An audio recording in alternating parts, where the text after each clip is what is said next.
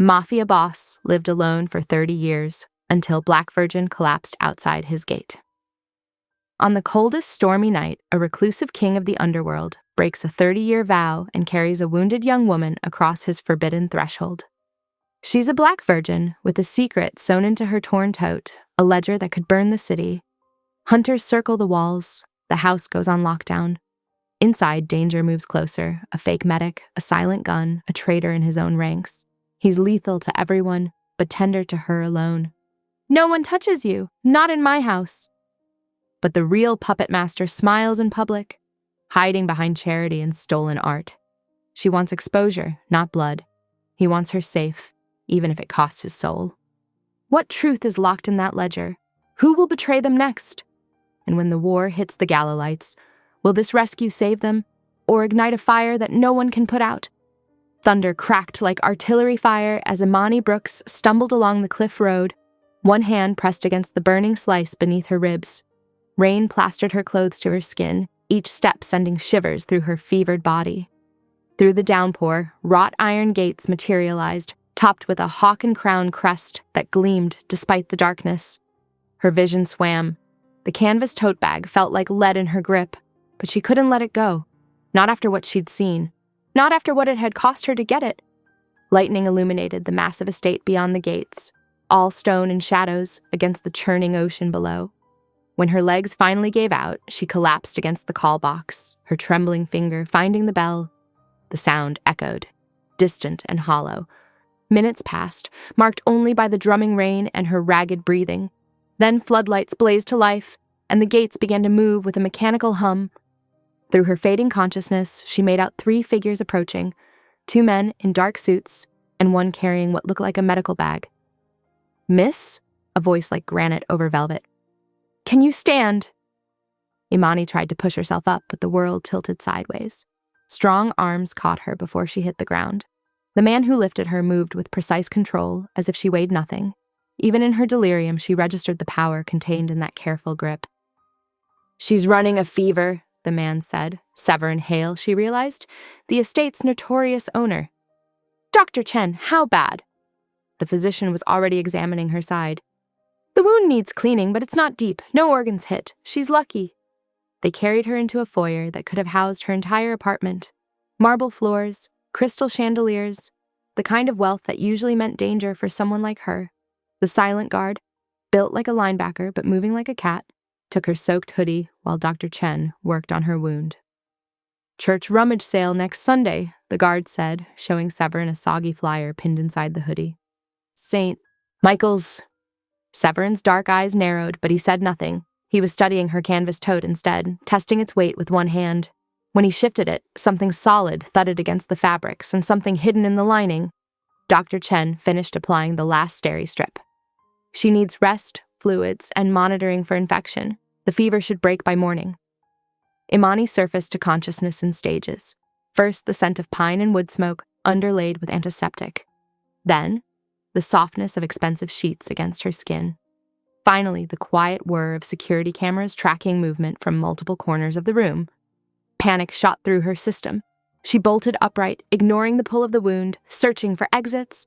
The suite was larger than her entire church's fellowship hall, all cream and gold, with floor-to-ceiling windows overlooking the cliff's edge.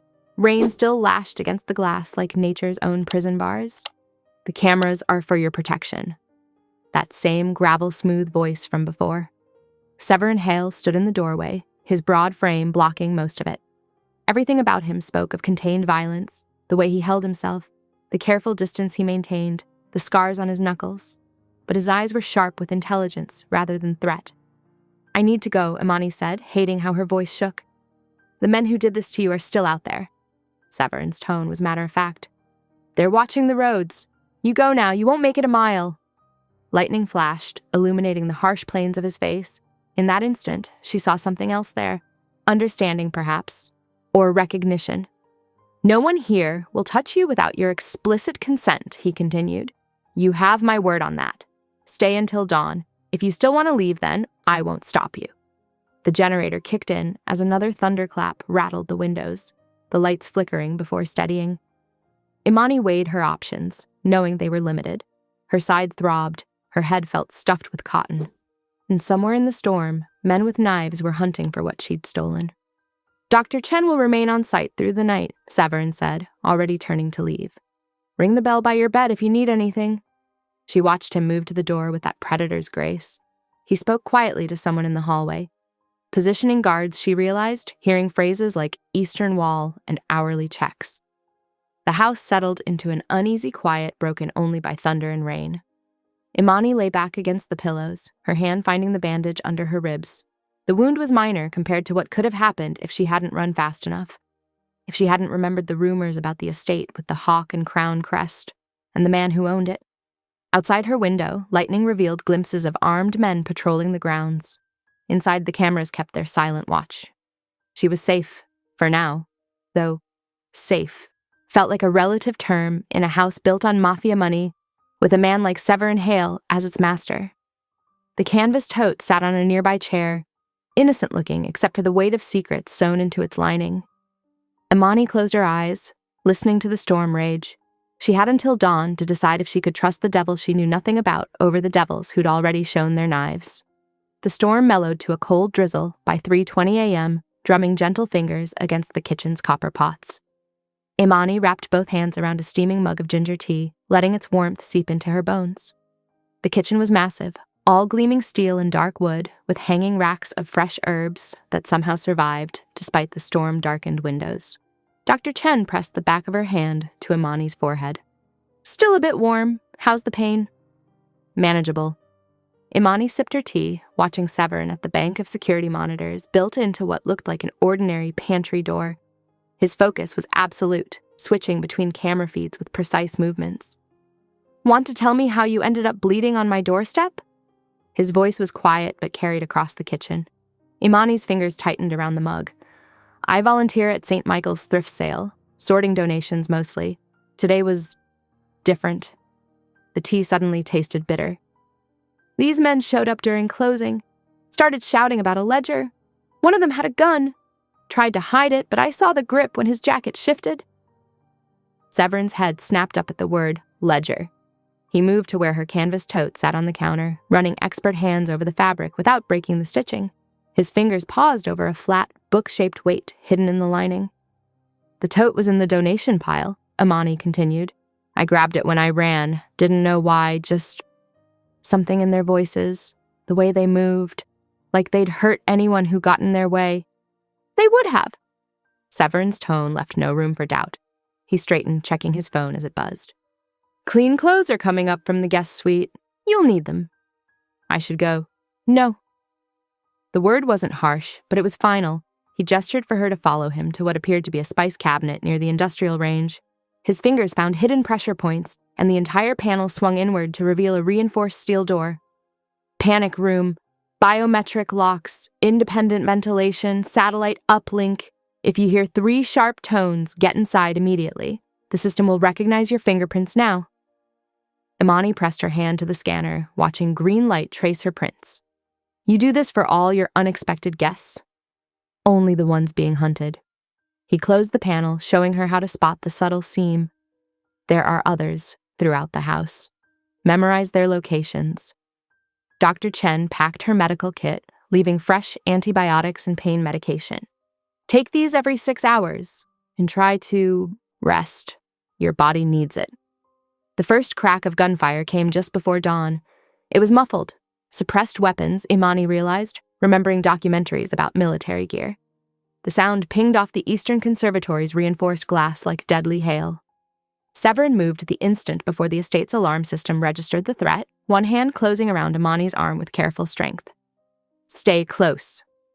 He guided her from the kitchen to an inner corridor as guards materialized from hidden posts, their own weapons already drawn. Contact? He demanded into a comm unit. 3 hostiles confirmed on the east wall, a voice crackled back. Engaging.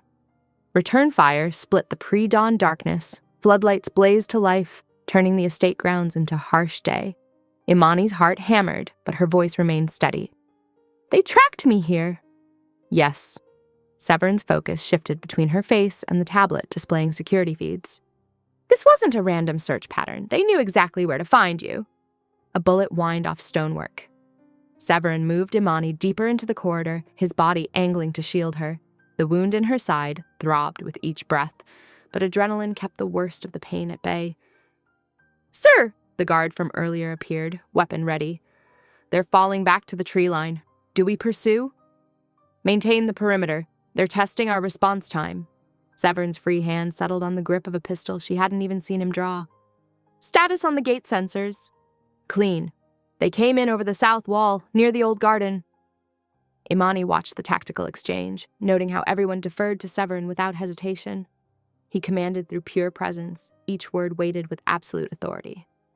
The kind of power that should have terrified her, would have if she hadn't seen the careful way he handled her wounded body, hadn't heard the promise of protection in his voice. "You walk out there, you die." He turned back to her as the guard disappeared to relay orders. "Stay close to me." The estate's camera system tracked movement at the property's edge, a fleeing silhouette caught in the floodlights before vanishing into the pre-dawn shadows. Imani watched the figure disappear, knowing with bone-deep certainty that this was only the beginning. Severin's tablet chirped with incoming data. His expression hardened as he studied whatever intelligence his security team had gathered. The wound under Imani's ribs pulsed in time with her heartbeat, a steady reminder of how close she'd come to much worse than a shallow knife slash. Guards moved with practiced efficiency, securing windows and checking access points. Dr. Chen waited in a nearby alcove, medical kit ready in case the violence wasn't finished. The entire estate had transformed into a fortified command center, with Severin at its core, a predator whose territory had been violated. The first gray light of dawn crept through bulletproof windows. Imani felt the weight of the hidden ledger like a burning coal, wondering what secrets were sewn into that canvas lining. Secrets worth killing for, clearly. Secrets that had brought her to this fortress of a man who moved like violence contained solely by choice. The drizzle continued outside, washing away any traces the attackers might have left. Severin's hand remained near his weapon, his body positioned between Imani and the nearest windows. Protection and danger wrapped in one powerful package, offering sanctuary that felt more like the eye of a storm. Dr. Chen's fingers moved with practiced efficiency as she applied local anesthetic around Imani's wound. The numbness spread slowly, dulling the sharp ache that had been her constant companion since fleeing the church. From her perch on a leather examination table, she watched Severin work at a steel desk beneath surgical bright task lighting. He handled the canvas tote like it might contain explosives, laying it on dark velvet cloth. The seam ripper glinted as he carefully separated threads, his movements precise. When the hidden panel finally gave way, he extracted something wrapped in waxy oilskin, aged to a mottled amber. "Hold still," Dr. Chen murmured, cleaning around the knife slash. "These butterfly closures will help prevent scarring, but you'll need to limit movement for a few days." Imani barely felt the touch of antiseptic. Her attention stayed fixed on Severin as he unfolded the oilskin, revealing a leather-bound ledger. The cover was worn smooth with age, its pages yellowed but intact. He turned it beneath the light, and she caught a glimpse of something pressed into the paper, a watermark showing an elegant hawk wearing a crown. Severin's expression didn't change, but his shoulders tensed. He flipped through pages dense with handwritten numbers, arranged in neat columns with no obvious meaning. Some sort of code, Imani realized, watching his eyes narrow as he studied the entries. The last echoes of gunfire had faded to silence. Outside, dawn was beginning to soften the night's edges. "The sun's almost up," Imani said quietly. "You promised I could leave at sunrise." Severin didn't answer immediately. Instead, he reached for a tablet, fingers moving across the screen. When he turned it toward her, traffic camera feeds showed 2 dark vans parked a mile down the access road, their engines idling. "They're patient," he said, voice like gravel. "And they're waiting for you." Dr. Chen finished with the butterfly closures and stepped back, gathering her supplies.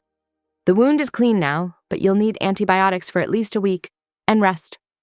Imani touched the fresh bandage through her borrowed shirt. "I can't stay here. I have work, responsibilities." "You're already in my world." Severin's words cut through her protests, not unkind, but immovable. "The moment you picked up that tote, you became part of this. Those vans mean they won't let you simply walk away." This was planted, she realized, looking at the ledger. Someone put it in the donation pile, knowing I'd be there. "Yes." He closed the book carefully. "Either to draw me out or force my hand. Probably both." The grandfather clock in the hallway began to strike 4, each chime echoing through the quieting house. Imani watched guards moving on the monitors, securing the perimeter as the first gray light touched the horizon. "I'm offering you a deal," Severin said, meeting her gaze directly. "Temporary sanctuary. You'll have unrestricted access to the common areas of the estate. I'll assign Maria, my housekeeper, to help with anything you need. She's discreet and extremely capable." "While you do what?" "Decode this ledger, find who's behind the attempt to use you as a pawn, end the threat." His tone left no doubt about what ending the threat would entail. Imani looked at the security feeds again. The vans hadn't moved. Beyond them lay her normal life, the church outreach program, her tiny apartment, the community center where she taught art to at-risk kids. All of it suddenly beyond reach. "What choice do I have?" she asked, but it wasn't really a question. "There's always a choice." Severin's voice softened slightly. "But I won't pretend the options are good ones. Stay here, protected, while I handle this. Or try to run and likely die before you make it a mile." Dr. Chen packed away the last of her medical supplies. "I'll leave these medications with detailed instructions. Call me if there's any sign of infection." Imani nodded absently, mind racing. The ledger's presence felt deliberate now, a carefully laid trap that had snapped shut the moment she grabbed that tote bag. But why her? Why that specific donation pile on that specific day?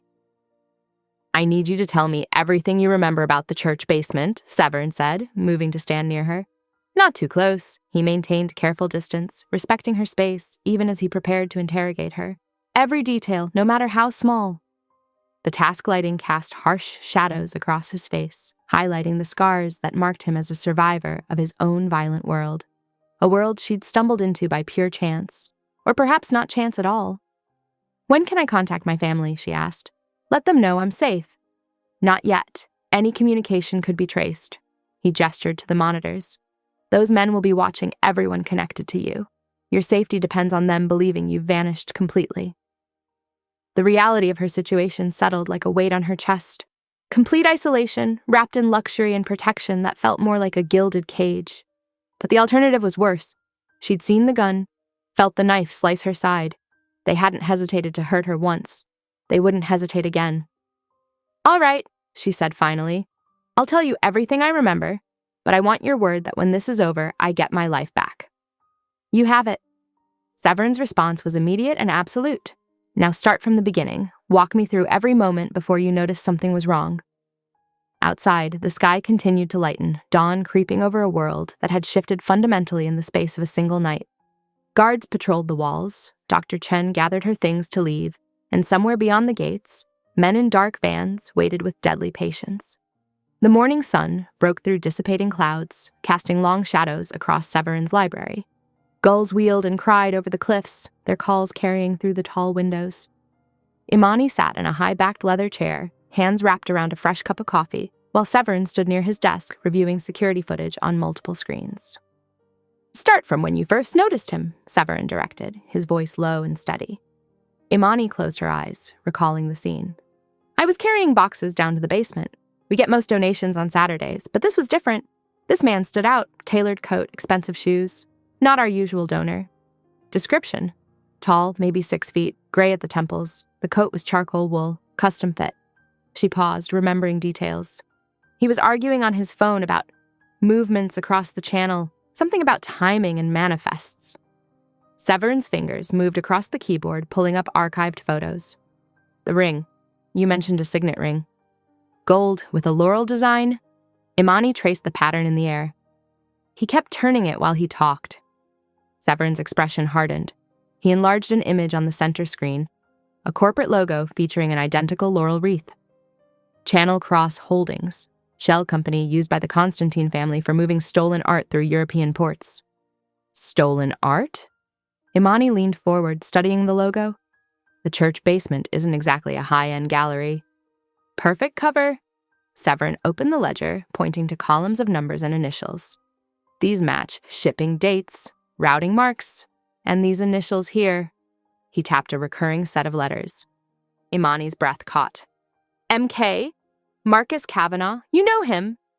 "He was on the board that cut funding to St. Catherine's Shelter when I was 16. Claimed budget constraints while wearing $5,000 suits." Old anger colored her voice. 24 kids lost their beds that winter. Severin studied her face, noting the steel beneath her composure. The Constantine family uses people like Kavanaugh as fronts. Clean public image, dirty private dealings. He moved to a sideboard, poured water from a crystal decanter. You need to understand your situation clearly. These people don't leave loose ends. I gathered that from the knife. Imani touched her side reflexively. Which means you need protection. I'm offering sanctuary here, but with explicit terms. Severin set the water near her coffee. No one enters your room without your verbal consent. You'll have access to the winter garden with an escort. And I will not touch you unless you specifically ask. That's thorough. Your boundaries matter, especially here. His tone left no room for argument. You're not a prisoner. You're under my protection. Imani considered this, fingers tracing condensation on the water glass. I have conditions too. No lies about the danger level. I need to know what we're facing, and I want to be present when decisions affect my life. No choices made about me without me. Agreed. Severin's response was immediate. You'll have all the information I have.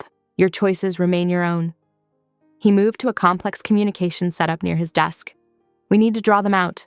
Make them show their hand. How? A carefully crafted leak, false information about moving the ledger tonight. His fingers flew across a specialized keyboard. We'll say it's being transferred from the East Conservatory at midnight. They'll know it's a trap. They'll suspect, yes, but they'll have to verify. Severin activated additional screens showing the conservatory from multiple angles. Sometimes knowing something's a trap doesn't matter if the prize is valuable enough. Guards appeared on the monitors, installing extra motion sensors around the conservatory doors. Severin picked up a secure phone, dialing a memorized number. Broker, I trust, he explained. He'll spread the rumor through the right channels. By noon, our friends in the vans will have a decision to make. Imani watched the preparations with growing unease. What aren't you telling me? Severin paused, considering his next words carefully. The ledger isn't just shipping manifests. It's evidence of high-level corruption. Police, politicians, port authorities, all paid to look the other way while priceless artifacts vanish into private collections. And now I'm caught in the middle. You're caught in the middle of something much bigger than art theft. Severin's voice was grave. This ledger could bring down a network that spans continents. People who think nothing of destroying lives to protect their interests. The implications settled heavily in the room. Outside, gulls continued their mournful cries, wheeling against the brightening sky. On the monitors, guards moved with practiced efficiency, transforming the conservatory into an elaborate trap. Severin completed his call at precisely 9 a.m., setting the bait in motion. The leak is planted, now we wait. For how long? Until they make their move. He studied the security feeds. They'll need time to verify the information, gather resources, plan their approach. We'll use that time to prepare. Imani stood, stretching carefully to avoid pulling her stitches. What do you need me to do? For now, rest, heal. Let me show you the winter garden. It's protected, but the fresh air will help clear your head. She nodded, following him from the library. The morning sun streamed through tall windows, illuminating corridors lined with priceless art. Imani wondered, how many pieces had stories similar to those coded in the ledger's pages? Stories of theft, corruption, and lives carelessly destroyed in pursuit of beauty and power. The grandfather clock struck 9:30 as they walked, its chimes echoing through the vast house. On the screens behind them, guards continued their preparations, transforming the elegant conservatory into a sophisticated snare. The trap was set. The bait was placed. Now came the dangerous wait to see who would be caught in its jaws. The conservatory's glass walls reflected the night sky, dark except for security lights, casting long shadows through the orange trees. At 10:52 p.m., Imani shifted on the cushioned bench behind a display of sword ferns, her borrowed cardigan soft against her skin. The panic button Severin had given her pressed reassuringly against her palm. The earthy scent of damp soil mingled with citrus blossoms, making the elegant space feel more like a jungle than a trap. She watched Severin at the thermal imaging station, his broad shoulders tense as he tracked heat signatures beyond the walls. Movement at the southeast corner, he murmured into his comm unit. His voice was controlled, but she caught the underlying steel. A shadow detached itself from the garden wall, a figure in a matte black jacket moving with practiced stealth toward the conservatory door. Imani held her breath as gloved hands tested the lock. Severin moved like water in darkness. One moment he was beside the monitors, the next he had the intruder in a brutal grip. The sound of bones snapping made Imani flinch. The scout barely had time to gasp before Severin's arm locked around his throat. "Tell Constantine he's lost this round," Severin whispered against the struggling man's ear. "The ledger stays with me." Glass shattered somewhere above them. Severin was already moving, covering Imani with his body as crystalline shards rained down. His heart thundered against her back, and she found herself caught between fear and a sudden, dizzying wave of attraction. His cologne wrapped around her, spice and cedar and male heat. "Are you hurt?" His breath was warm against her neck. "No." Her voice came out shakier than she intended. "But you are." Blood dripped from his knuckles where he'd caught the intruder. When the all-clear came through the comms, she insisted on treating the cuts herself. In the kitchen's warm light, Imani cleaned his hands with gentle strokes. She noticed the slight tremor in his fingers. Not fear, something older. Nerve damage, perhaps. "Why did you really come to my gate?" Severin asked softly. "Instinct." She applied antiseptic with careful precision. "When I heard the gun, I ran toward the biggest house I could see. Figured it meant security." "Most people run away from men like me." "Most people haven't spent their lives reading danger." She began wrapping gauze around his knuckles. "Foster homes, shelters. You learn fast who's actually dangerous and who just wants to look dangerous." "And which am I?" Imani secured the bandage before meeting his eyes. "You're dangerous, but not to me." "How can you be sure?" "Because you keep giving me choices." She sat back, studying his face. "Every step, every decision. You make it clear I can say no." Severin flexed his bandaged hand. "Choice matters to you. It's all that's ever mattered." Imani pulled her cardigan closer. Growing up in the system, choices were luxury items. What to eat, where to sleep, who to trust, all decided by someone else. "Is that why you've avoided relationships? To keep your choices your own?" She nodded slowly. Hard to trust when every past protector had conditions, hidden costs, things they expected in return. "And now? Here?" "Here." She traced a scratch in the kitchen table's surface. "Here I'm starting to believe there might be safety and strength, that someone powerful could protect without possessing." "Your choices will always be yours here." Severin's voice was rough. "Even if they take you away from me." The weight of that statement hung between them. Imani found herself watching his hands, capable of such violence, yet so careful with her. The tremor was more visible now, fatigue perhaps making it harder to control. "The nerve damage," she ventured. "How did it happen?" "Shrapnel. 8 years ago."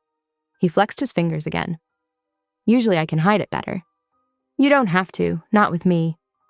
Their eyes met across the table. Something electric passed between them, understanding, possibility, the whisper of what might be if they both dared to reach for it.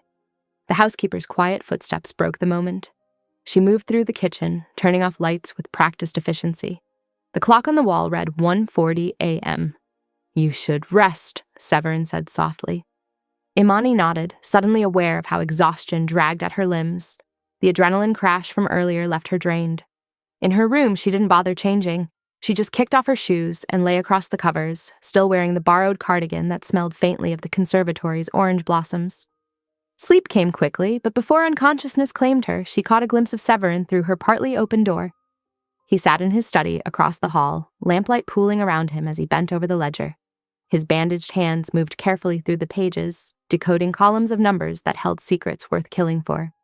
The last thing she saw was his frown of concentration as he worked, keeping watch while she slept. A dangerous man whose power had become her sanctuary. In the study, Severin worked steadily through the cipher, each decoded line revealing more of the corruption threading through their city. 3 pages in, a signature caught his eye, one he knew too well, one that made his jaw clench and his injured hands curl into fists despite the pain. Morning light spilled through the kitchen windows, turning coffee, steam silvery against the backdrop of slate-gray sea.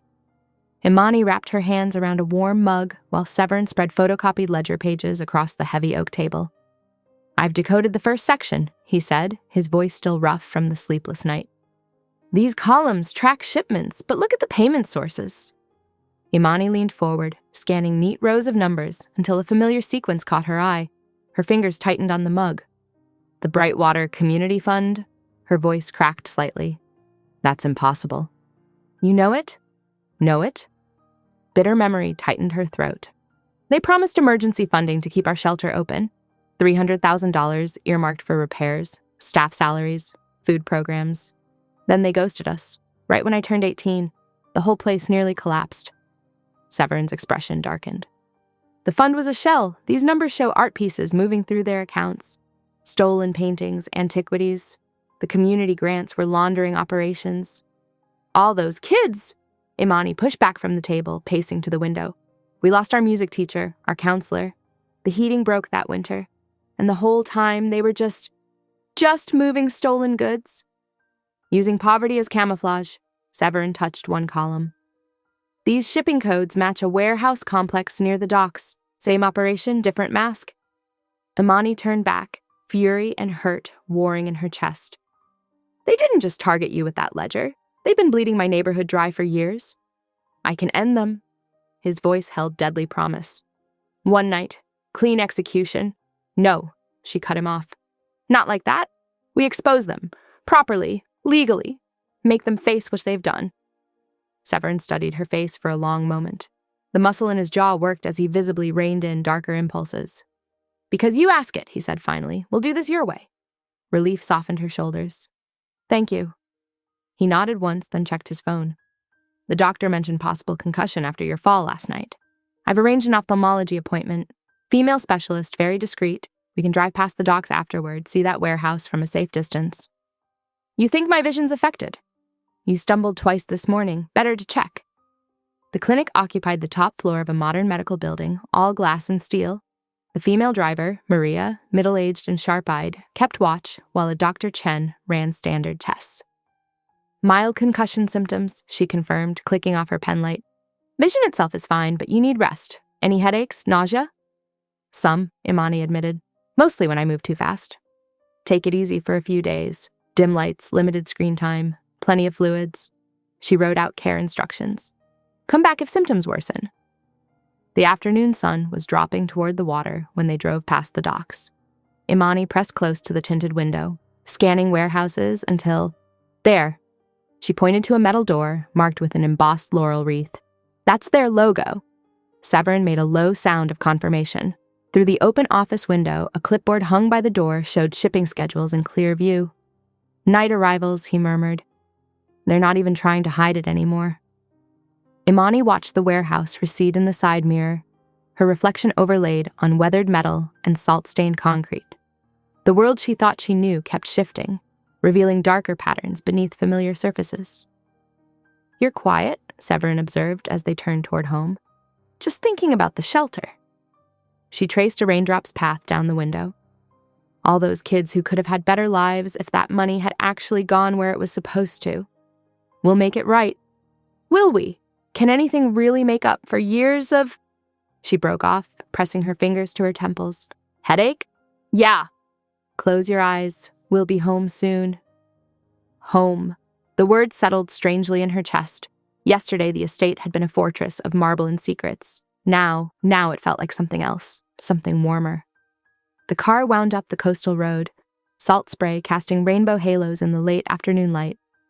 Imani let the gentle motion soothe her aching head, aware of Severin's steady presence beside her, his controlled strength held carefully in check. Because she'd asked it of him. In that moment, drifting between pain and clarity, she realized how much power he'd given her.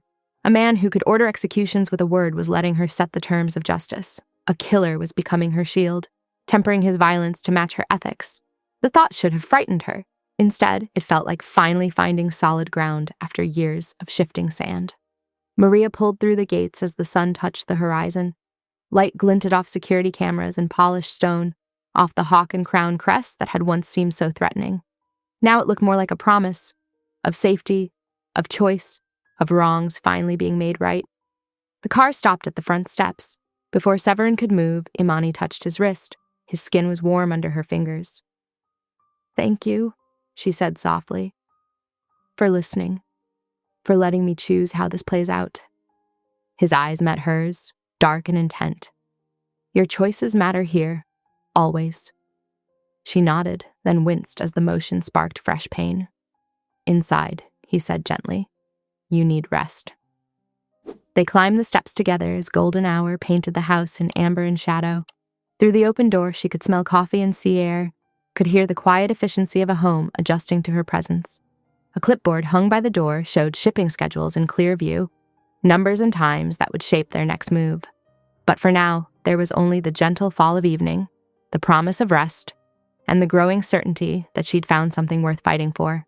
The estate plunged into darkness at 8:30 p.m. Outside, neighboring houses went black one by one, like stars winking out. Inside, emergency protocols activated with whispered efficiency, blackout blinds dropping, security systems switching to backup power. Imani followed the warm glow of candlelight to the kitchen. Severin stood at the gas range, his silhouette sharp against the blue flames. The generator's steady hum vibrated through the floorboards. "Hungry?" he asked, cracking eggs into a bowl. "Starving, actually." She hadn't realized it until the smell of melting butter filled the air. He moved through the shadowed kitchen with familiar ease, whisking pepper into the eggs while bread toasted over the gas flame. The domesticity of it felt surreal, a feared Mafia patriarch making her dinner by candlelight. "The power grid's more vulnerable than it should be," he said, sliding perfectly golden toast onto a plate. "I've been meaning to upgrade the backup systems." "Good thing you have the gas range, then." "I prefer it, more control." He poured beaten eggs into the hot pan, then fumbled the empty bowl. It hit the counter with a sharp crack that made them both jump. His right hand trembled visibly as he steadied himself. "Are you okay?" Imani stepped closer, noticed how he flexed his fingers against the tremor. "Old injury." The eggs sizzled as he stirred them. "It acts up sometimes." "How old?" He was quiet for a long moment, focused on sliding perfect scrambled eggs onto their plates. 20 years, warehouse explosion down by the docks. Shrapnel caught me near the spine." Imani settled onto a kitchen stool, the candles casting warm shadows across the marble countertop. "That's why you built all this. The security, the isolation." "Partly." He set a plate before her, then leaned against the counter, his own food untouched. "I wasn't alone in that warehouse. Elena, she was..." He trailed off, his hand trembling harder.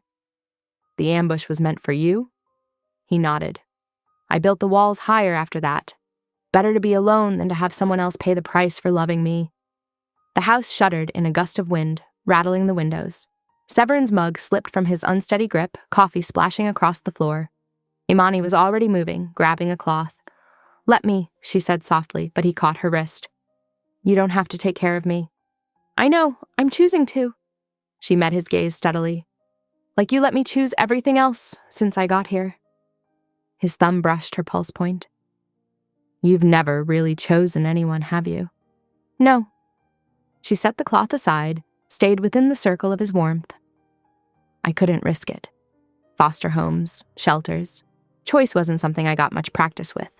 Even the good people wanted to fix me, save me, control me. But you! But I? You carried me through those gates half dead, and the first thing you did was ask permission. You gave me space to leave. You let me set boundaries." She stepped, closer, drawn by the candlelight catching gold in his dark eyes. "No one ever felt safe before you." His free hand came up to cup her cheek, impossibly gentle. "Imani?" She tilted her face toward his, heart thundering, his breath caught warm against her lips. Then he pulled back, though his hand trembled against her skin. "Not like this," he said, voice raw. "Not with adrenaline and fear clouding your judgment. When you choose me, if you choose me, it needs to be clear-headed and certain." "I am certain." "You're concussed, running on stress and painkillers, trapped in my world by circumstances neither of us chose." His thumb traced her cheekbone. "I won't take advantage of that. You deserve better." Before she could argue, red strobes sliced through the candlelit peace. Alarm klaxons shattered the quiet, their urgent pulse painting the kitchen in crimson shadows. Severin went rigid, his gentle touch turning to steel as he pushed her behind him. Down the corridor, a door creaked open, the servants' entrance, whose security codes only trusted staff should know. The generator's hum took on a deeper note as backup systems engaged. Through the strobing light, Imani watched horror and fury war on Severin's face as he realized someone inside had used the blackout as cover. Someone he trusted had just let the enemy in. The betrayal hung in the air between them, bitter as smoke, sharp as broken glass. All the walls he'd built, all the precautions he'd taken, and still the past found ways to wound him, to threaten what he was finally letting himself want. The open door gaped like a wound in the darkness. Red warning lights painted everything in shades of blood and shadow. The gentleman who'd made her eggs and given her choices vanished beneath the mask of a Mafia patriarch preparing for war. But his hand, when it found hers, was steady, despite the tremor. His voice, when he spoke, held the same care she'd come to trust. "Stay close," he whispered. "Whatever happens, stay close to me." Down the corridor, footsteps approached through the strobing dark. The candles guttered in a draft from the open door, their warm light drowning in waves of crimson warning.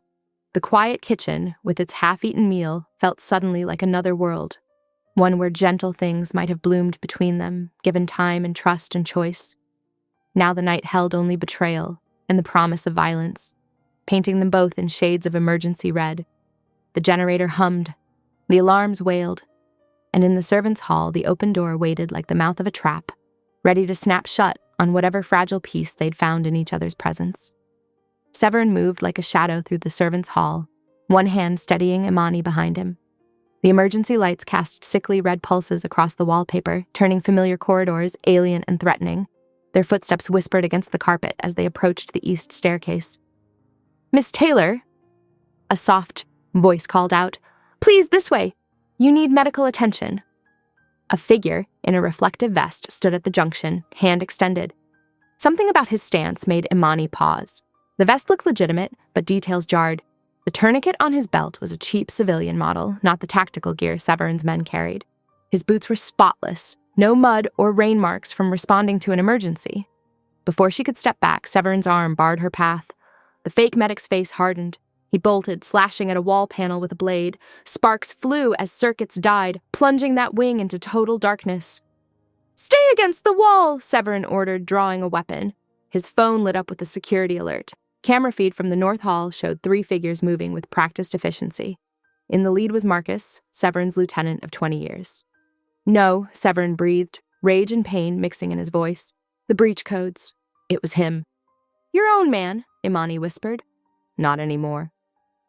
The feed showed Marcus directing his team toward the conservatory.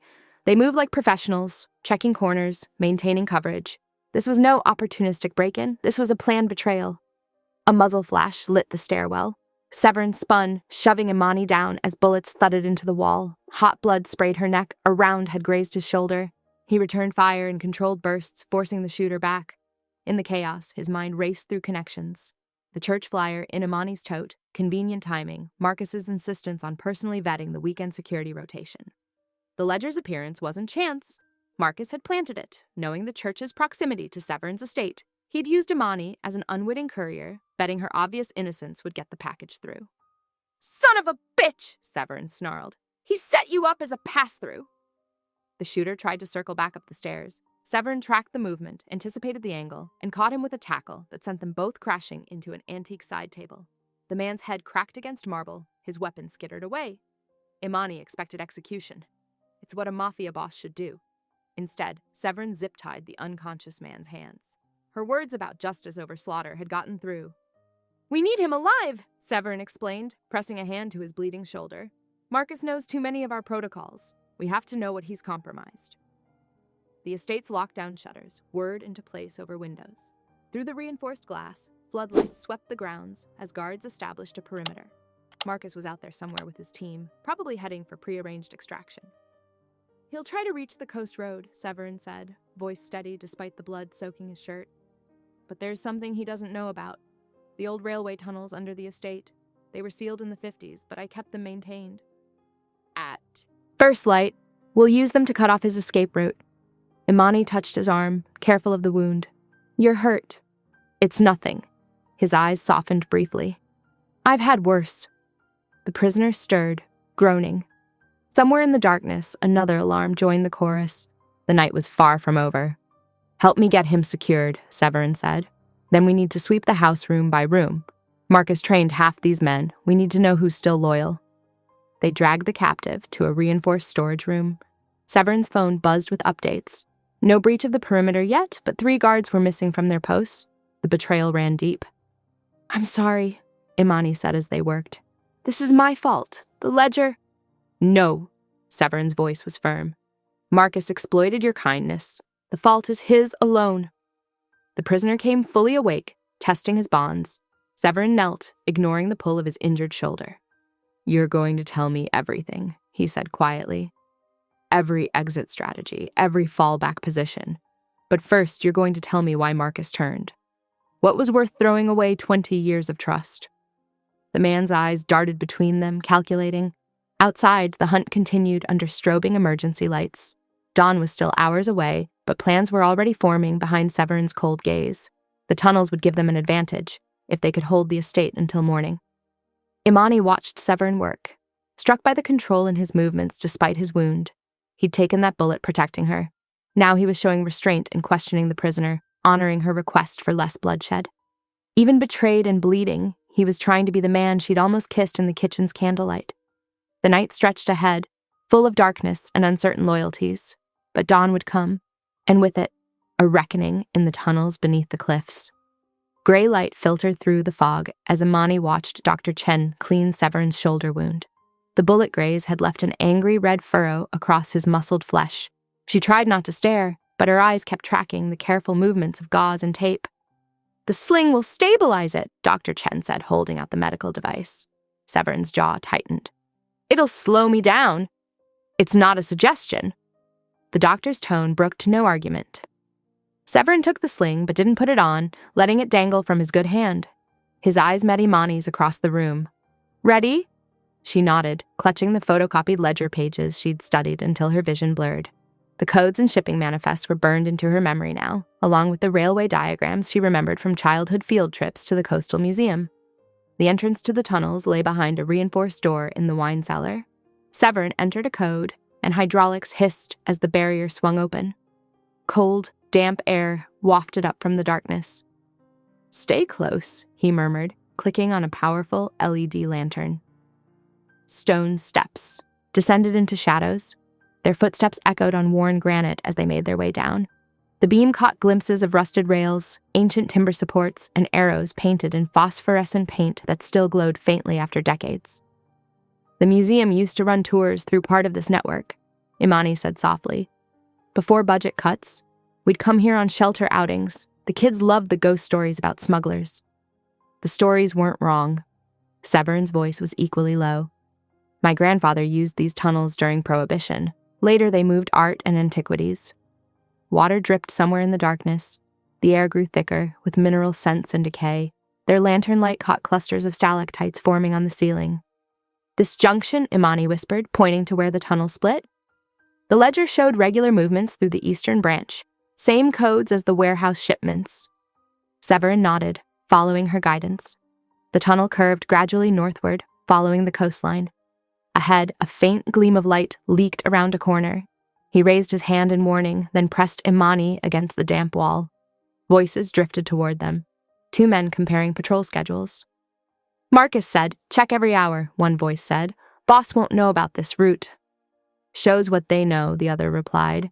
"These tunnels have been dead since—" Severin moved like a shadow, despite his injured shoulder. The first man went down without a sound, throat compressed in a precise hold. The second reached for a weapon, but Severin was faster. A controlled strike to the solar plexus, another to the temple. The guard crumpled. He positioned himself between Imani and the unconscious men, blocking her view as he secured them with zip ties. His consideration touched her.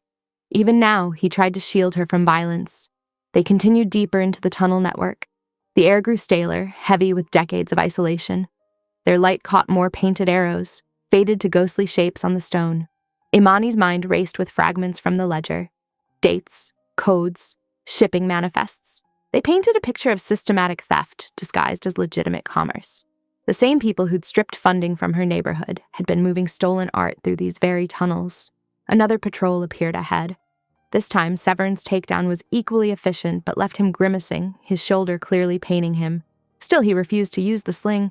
In the aftermath, watching him check the tunnel ahead, Something crystallized in Imani's chest. He'd taken a bullet for her, shown restraint when she asked, trusted her judgment about the ledger codes. Every choice had been hers. Now she made another choice. She caught his arm, turned him toward her. His eyes widened slightly as she stepped closer. The lantern cast dramatic shadows across his face, highlighting the intensity of his gaze.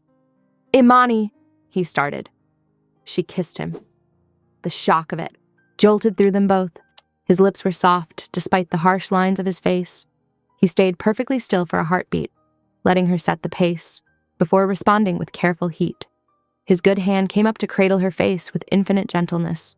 When they parted, both breathing harder, his eyes searched hers. No words were needed. They both understood. This was her choice, her moment, her terms. The mission still waited. They continued through the tunnels, but something had shifted between them, an electricity that had nothing to do with danger. The path ended at a massive iron door set into the rock. Decades of moisture had left it streaked with rust, but the hawk and crown crest stood out clearly in the lantern light. Below it was a keyhole that looked more suited to a medieval castle than an underground passage. Severin pulled an ancient ring from his pocket. His father's signet, she realized. The face bore the same crest as the door. "The ledger sequence," he said quietly.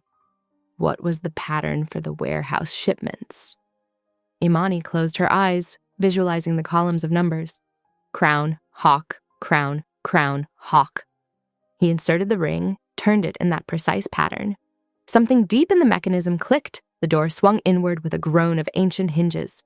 Stale air rolled out in a wave carrying decades of secrets. Their lantern beams swept the chamber beyond, falling on stacked wooden crates. Each bore the stamp of prestigious auction houses, Christie's, Sotheby's, names that had no business in a forgotten tunnel. "My God!" Imani breathed, taking in the scale of it. Row upon row of crates stretched into the darkness, each one representing another piece of stolen history. The lantern light caught cobwebs and dust, but also glimpses of gilt frames and marble edges through gaps in the crating. This vault had held its secrets for years, waiting for the right combination of courage and conscience to crack it open. The vault's fluorescent emergency lights sputtered to life, revealing rows of industrial shelving that stretched into shadow. Metal crates lined the walls, each bearing sequential numbers that matched entries in the stolen ledger. The air felt thick with dust and secrets. Severin moved with controlled precision despite his injured shoulder, lifting lids and examining contents while Imani cross-referenced the cipher sequences. Her fingers traced column after column of numbers, each one now telling a clear story of deception. "Here," she said, pulling out a thick manila folder. Inside, shipping manifests detailed artworks moving through various shell companies. All led back to one name, Theodore Maxwell, founder of the Maxwell Foundation for Cultural Heritage. "The philanthropist?" Severin's voice carried a dangerous edge. He knew Maxwell's reputation. The man hosted charity auctions, funded museum wings, and sponsored restoration projects across Europe. Imani's hands shook as she lifted a glossy charity gala, program from 3 years ago. On the cover, Maxwell stood beaming beside Sister Margaret from St. Anne's Shelter, where Imani had spent her teenage years. His foundation had promised them a grant for building repairs, then mysteriously withdrew it, forcing dozens of kids to relocate when the roof began leaking. "He used us," she whispered, anger tightening her throat. "Used all of us. The shelter, the church sales, the community programs. They were just fronts for moving stolen art." Severin touched her shoulder, steady and grounding. "We'll end this. Tonight." They found more evidence, photographs of Maxwell meeting with known smugglers, bank statements showing massive transfers through grant organizations that existed only on paper, and carefully forged provenance documents for paintings that had disappeared from private collections. A fresh invitation caught Imani's eye, cream-colored cardstock with gold embossing. The Maxwell Foundation's annual Restoration of Culture Gala, scheduled for that evening at the City Museum. The centerpiece would be the unveiling of a newly acquired Renaissance Madonna, supposedly discovered in a small Italian monastery. "The ledger shows this piece moving through his warehouse last month," Imani said, checking the codes. "It's stolen like all the others." Severin studied the invitation. "Security will be tight. Private contractors, off-duty police hired as extras. Maxwell's careful. But not careful enough." Imani held up a thumb drive. "We have proof. Every transaction, every false paper trail, every shell company. We just need to show everyone what he really is." They formulated the plan over the next hour, hunched over schematics of the museum that Severin pulled up on a tablet. The main gallery had a state-of-the-art projection system for multimedia installations. With the right access, they could broadcast the decoded ledger pages directly onto the walls during Maxwell's big reveal. "I'll handle the technical side," Severin said, marking entry points and camera locations. "But we need a small team we can trust absolutely." No one connected to the lieutenant's crew. He made calls while Imani organized the evidence, selecting the clearest examples of fraud and corruption. By noon, 3 new operatives had arrived at the estate: a former intelligence analyst who specialized in data encryption, a security expert with museum experience, and a woman who had once worked as Maxwell's housekeeper before discovering his true nature. They gathered in Severin's study, reviewing roles and contingencies. The analyst, Claire, helped Imani format the ledger images for maximum impact. The security expert, Marcus, memorized guard rotations and blind spots. The former housekeeper, Rosa, knew Maxwell's habits, how he moved, where he looked, what might spook him. "We'll need communications," Severin said, opening a sleek case. Inside lay elegant jewelry pieces with hidden tech, a diamond tennis bracelet with an Iberois embedded microphone, cufflinks with panic buttons, a tie pin containing a micro camera. Imani slipped the bracelet on, testing the subtle activation switch. "How close do I need to be?" "Within 20 feet of the main control panel," Claire said, showing her the layout. "Once you're in position, I can override their system remotely. The images will broadcast to every screen and projection surface in the gallery." They ran through timing, backup plans, extraction routes. Severin insisted on redundancies for every phase, especially concerning Imani's safety. His protective instinct had only intensified since their kiss in the tunnel, but he respected her role in the operation. This was her fight, too. By mid-afternoon, the plan was set. The team dispersed to make final preparations while Imani and Severin returned to the main house. They needed to rest and change before the evening's performance. In the grand foyer, garment bags waited, a sweeping black gown for Imani, cut to conceal the slim drive and communications gear, and a severe black suit for Severin that would hide both weapons and his injured shoulder. "Are you certain about this?" he asked quietly. "Once we start, there's no going back. Maxwell has powerful friends." Imani touched the bracelet, thinking of Sister Margaret's disappointed face when the shelter grant vanished, of kids sleeping on gymnasium floors while priceless art moved secretly through their neighborhood. "I've never been more certain," she said. "He used my community's trust to hide his crimes. That ends tonight." Severin nodded, understanding in his eyes. They had 4 hours until the gala began. Time to rest, to prepare, to steel themselves for the confrontation ahead. The evening would require perfect timing and absolute focus. The grandfather clock struck 4 as they headed upstairs. Their footsteps echoed in the hushed house, each step bringing them closer to the moment when years of secrets would finally see light. In her suite, Imani laid out her equipment with careful precision. The drive, the bracelet, a small tablet with the decoded ledger pages. Across the hall, she heard Severin checking weapons and communications gear with the same methodical attention to detail. The sun began its slow descent toward the cliffs, painting the room in amber light. Soon darkness would fall, and with it the chance to expose a corruption that had wounded her city for far too long. The string quartet's melody floated through the museum's grand hall, mingling with the delicate clink of champagne flutes and polite laughter. At the center of it all, Maxwell the philanthropist held court, his silver hair catching the light as photographers circled like moths. Imani's heels clicked against marble as she entered at Severin's side. Her black gown swept the floor, elegant and dangerous as a drawn blade. The bracelet sat cool against her wrist, its hidden microphone ready to capture every damning word. Severin kept his face neutral, but his eyes never left her. The slight bulge of bandages beneath his tailored jacket reminded her of what they'd already survived together. His jaw clenched as he touched his earbud, confirming their team was in position. "Claire's ready on the system override," he murmured, barely moving his lips. "Marcus has eyes on all exits." Through the crowd, Imani spotted the traitor lieutenant near the service corridor, wearing catering blacks and speaking into a headset. He played his role well, directing waiters with practiced efficiency, but his attention kept sliding to the main gallery where Maxwell would soon unveil his latest donation. Couples swirled around them, admiring the exhibits. Old money sparkled beside new, all of them blind to the corruption hiding behind Maxwell's charitable facade. Imani accepted a champagne flute she wouldn't drink, using the motion to scan the room. Security guards stood at careful intervals, their earpieces matching the lieutenant's. Approaching the first mark, she breathed, starting her circuit of the gallery. Severin drifted in the opposite direction, positioning himself for clear sightlines. The weight of his gaze followed her, protective, yet allowing her to lead this dance. They'd rehearsed the timing until it felt like muscle memory. Maxwell was mid-anecdote when Imani passed the designated plinth. Her hip brushed the hidden sensor as she pretended to study a marble bust. For 3 heartbeats, nothing changed. Then the screens flickered. The promotional video about Maxwell's foundation vanished, replaced by crisp images of ledger pages. Names scrolled past, shell companies, false charities, routing numbers. The Laurel Ring logo appeared again and again, damning in its repetition. Gasps rippled through the crowd. A woman dropped her glass. The quartet's music faltered and died. Maxwell's face tightened for just a moment before smoothing into concerned benevolence. He handed his drink to a nearby waiter and started toward Imani with measured steps. "My dear," he said, voice pitched to Carrie. "There seems to be some confusion. Perhaps we should discuss this privately." His smile never reached his eyes. Security guards shifted, hands moving toward concealed weapons. The lieutenant abandoned his catering charade and began cutting through the crowd. "No confusion at all," Imani replied clearly, her bracelet capturing every word. "The numbers tell quite a story. Numbers can be misinterpreted." Maxwell reached for her elbow.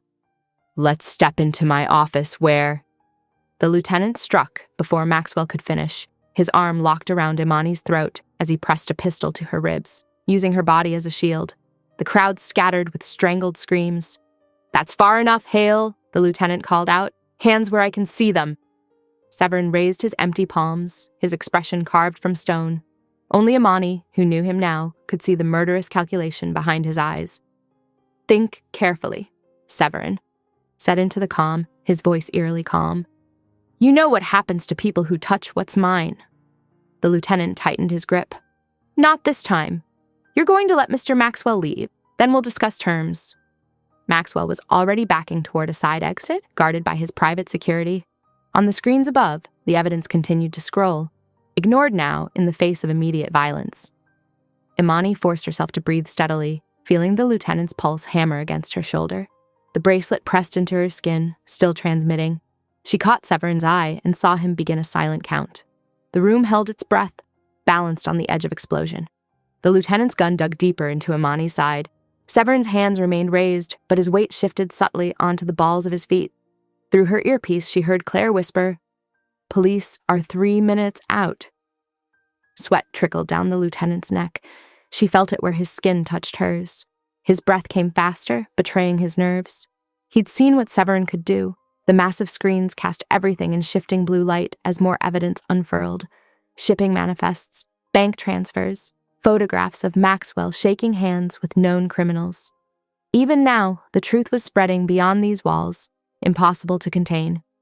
Severin's countdown continued, measured in the tiny adjustments of his stance, the microscopic shifts of his attention.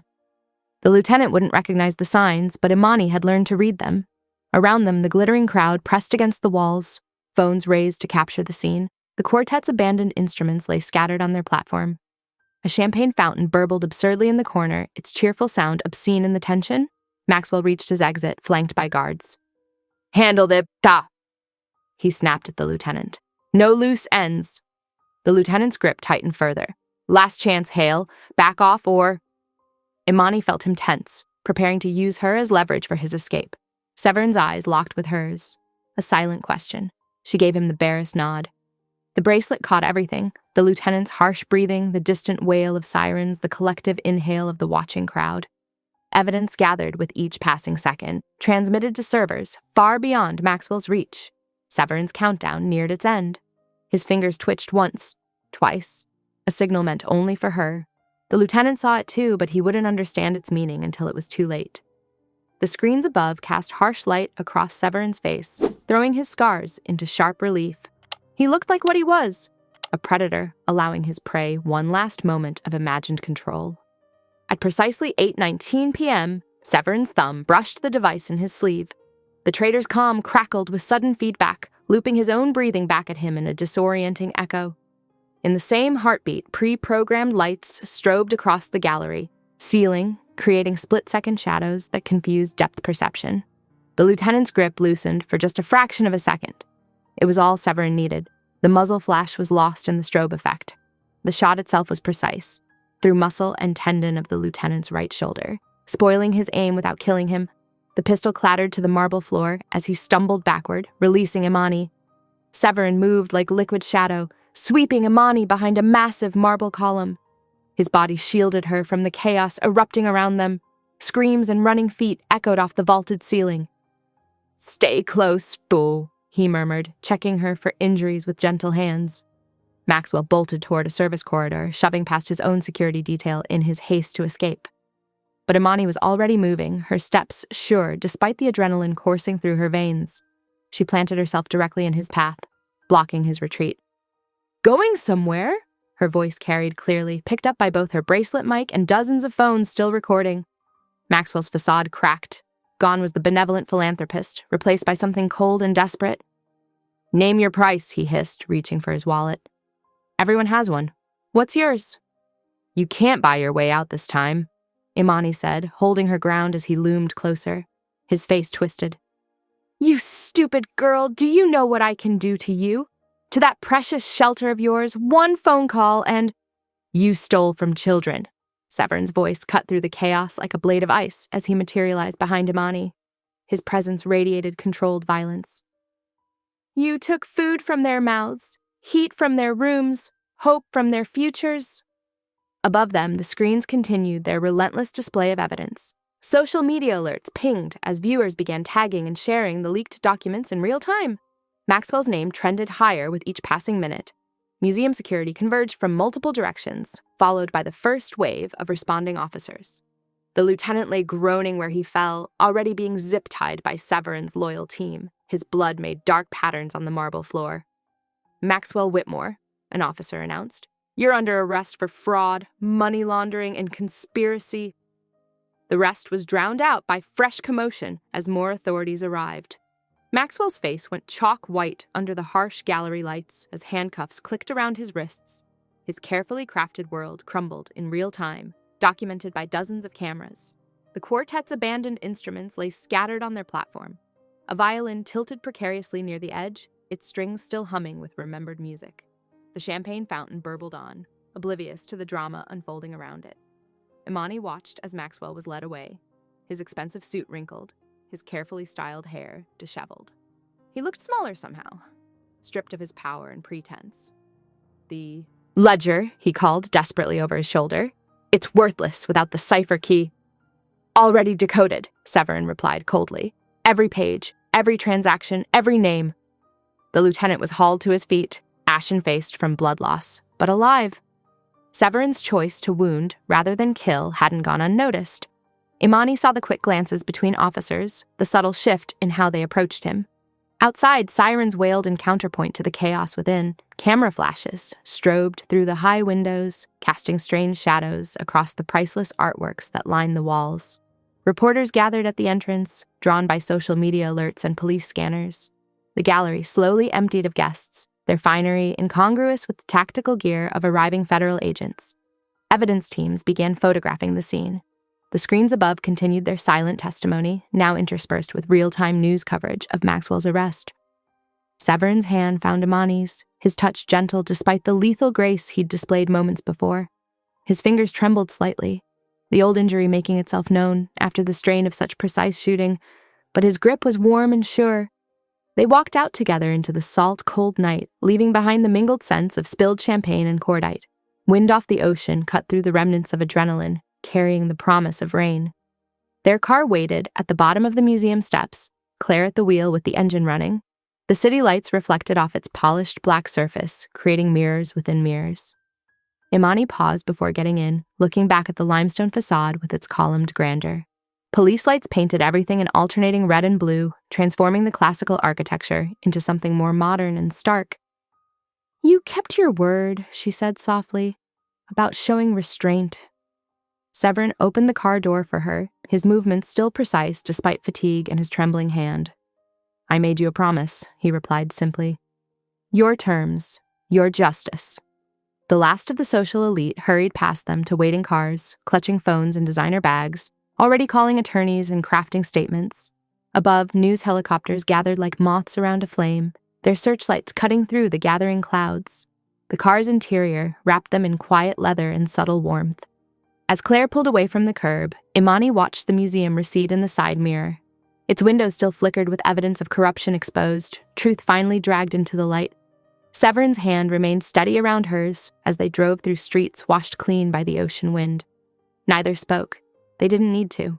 Justice had been served not through violence, but through choice and trust and carefully laid plans. Sirens continued to keen in the distance, their wail growing fainter as the car carried them toward home. Dawn painted the coastal cliffs in watercolor hues, turning the sea to liquid pearl. Gulls wheeled against the brightening sky, their cries carrying on the salt breeze. The estate breathed quiet rhythms as the night shift rotated out, replaced by fresh guards moving with the precise efficiency that marked Severin's operation. In the marble foyer, warmed by early sunlight, Maria, the housekeeper, arranged a silver tray laden with fresh-baked cinnamon rolls. Steam curled from 2 bone china cups filled with dark roast coffee, the rich aroma mixing with sweetness and spice. The scent of home, of safety, of new beginnings. Dr. Chen had already made her morning rounds, checking both patients with characteristic thoroughness. Imani's color was good, her vitals strong, the shallow knife wound was healing cleanly, no sign of infection. Severin's shoulder wound looked angry but showed no complications. She prescribed rest for Imani and cleared Severin for light movement, emphasizing the need to avoid straining his injury. Imani descended the main staircase, wearing soft gray loungewear provided by Maria, her steps steady and sure. The events of the past days had left their mark in subtle ways. A watchfulness in her eyes, a new awareness of exits and angles, but her spine was straight, her chin lifted. No longer running, no longer afraid. Severin stood at the floor-to-ceiling windows, one hand resting lightly on the frame. His usual severe black was softened to charcoal sweater and slacks, the bandage visible at his collar. The tremor in his left hand betrayed lingering strain, but his movements remained controlled as he turned to watch her approach.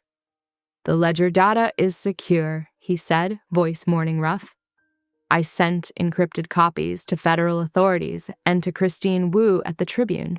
She's thorough, ethical. She'll verify everything before publishing." Imani nodded, accepting the coffee he offered. "And the foundations?" "Asset recovery proceedings started at dawn. Maxwell's accounts are frozen. The shell companies are being dismantled." His lips curved slightly. "The law moves slowly, but money leaves very clear trails when you know where to look." They stood in companionable silence, watching sunlight strengthen across the manicured grounds. The iron gates gleamed, no longer a barrier but a boundary freely chosen. Guards patrolled with quiet efficiency, their presence a reassurance rather than a constraint. Severin set his coffee aside, turning to face her fully. The tremor was more pronounced as he lifted his hand, but he didn't try to hide it. "You're free to go," he said softly. "No conditions, no obligations. The threat is neutralized. Your safety is assured." Imani met his gaze steadily. "And if I choose to stay?" "Then you stay as an equal, not a prisoner, not a debt to be paid. No cage, no claim, unless you want it." His voice roughened. "I won't cage you, Imani. Not ever."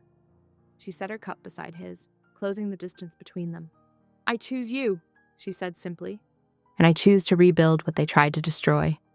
Understanding lit his eyes as she continued. "The shelter needs more than just repairs. Those kids need hope, opportunity, real chances, not empty promises." "A scholarship program," he offered, using recovered funds, full rides for kids like you were. Kids who learn to survive but deserve to thrive. She touched his cheek, feeling the slight lean into her palm. "Will you help me build it?" His good hand came up to cover hers, trembling fingers steady against her skin. "I was a ruin for 30 years, he said roughly, living in shadows, existing on vengeance and control. You are my home, Imani. You're mine, if you'll have me forever." The kiss was gentle, a sealing of promises. When they parted, Imani smiled. "First agenda item, meet with contractors about the shelter renovation. Second, draft new security protocols that protect without suffocating."